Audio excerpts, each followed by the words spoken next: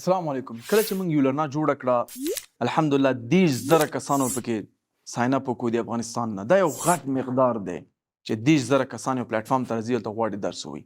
لیکن یو مشکل ما ولیدو چې اکثر کسان درلود هغه د کمبود د انټرنیټ و او دوی غوښتل چې واقعا راشي درس ووایي.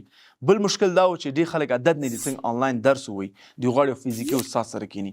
نو د دوه مشکل حلول دپاره موږ الحمدلله په قلعه فتح الله په اول سره کې د یو لرنا فزیکي سنټر خلاص کړی دی.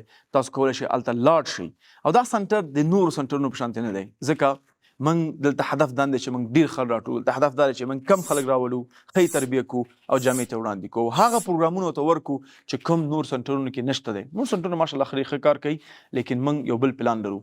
دلته به تاسو ته انشاءالله انټرنیټ امکانات وي، دلته به جدا میز وي چې خپل تاسو پریکټس پکې وکوئ یا بیرته یو لرنا ته لاړ شئ نور اضافه درسونه پکې ووایي.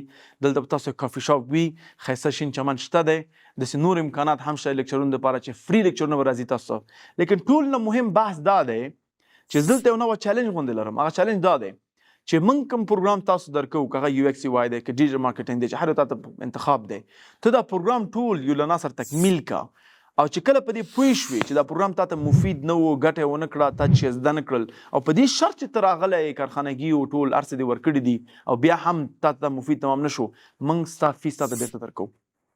دا چیلنج قبول کړه. ته کولی شي چې دا چیلنج قبول کړې چې فراشي او ډیر مفید پروګرامونه دي. هغه پروګرامونه موږ ډیزاین کړي دي د دنیا مختلف ملکونو په کتو سره، دنیا حالت په کتو سره، د آنلاین فریلانسینګ انډسټري په لوستو سره موږ داسې پروګرامونه ډیزاین کړي دي چې هغه تا د یو ځای نه بل ځای ته ډېر کم وخت کې وړي.